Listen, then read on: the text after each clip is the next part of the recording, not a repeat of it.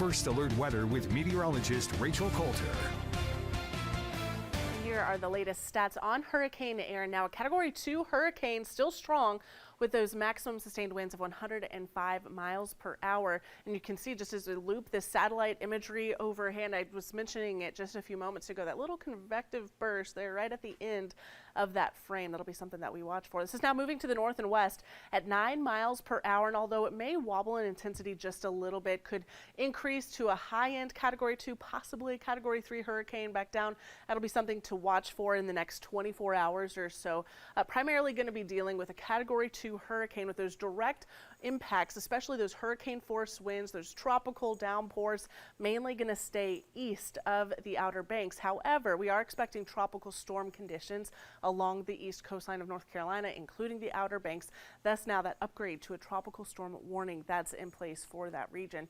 Further south or north and east, I should say, we're going to see this all fan out by the time we get towards about Friday, and eventually that's going to be moving out to sea. And this is what we're expecting from a local impact perspective. Not much, maybe a little breezy heading on into Thursday with those wind gusts in between about 10 and 20 miles per hour here at home. But once you get towards the coastline, especially the Outer Banks, that's where you're expecting those tropical storm force wind gusts over even 50 miles per hour at times, especially leading into Thursday morning. That's when all of this is going to peak as Erin makes its closest pass to the Outer Banks, and then eventually we'll start to see these impacts decrease as we get into the upcoming weekend ahead. And that's just one of many warnings and alerts that are in place along the coastline. Storm surge warning with 2 to 4 feet of storm surge also in place for the Outer Banks at this time. You've got coastal flood watches and advisories, high surf advisories in place as well. Those extend all the way down towards Savannah, Georgia.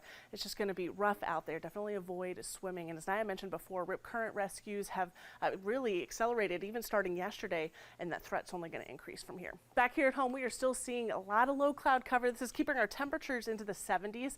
I do think these clouds thin out a little bit later on this afternoon and on into the early evening hours. So it may take a while, but I do think that we're going to make it at least into the mid 80s this afternoon, possibly the upper 80s, depending on how quickly we can get these clouds to clear out of the area. And then tomorrow we'll see more sunshine a little bit earlier on in the day, but high temperatures should reach a little bit closer to that 90-degree mark. Forecasting a high of 90 on Wednesday with mainly dry conditions expected. Then by Thursday and Friday, a few more showers and storms possible, especially for some of our western and southwestern counties. And at that point, temperatures start to come down just a little bit.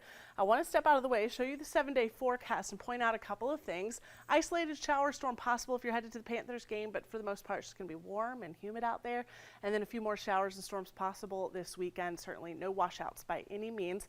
Monday, high temperatures in the upper 80s. What you don't see is Tuesday and Wednesday, and you also don't see dew points on your screen, which is just a measure of how much moisture there is in the atmosphere. The higher the dew point, the more uncomfortable it feels. And we could have a significant cold front move through, dropping those dew points. It may be even refreshing stepping outside into the extended forecast. That's something we'll be talking about in more detail starting at 4.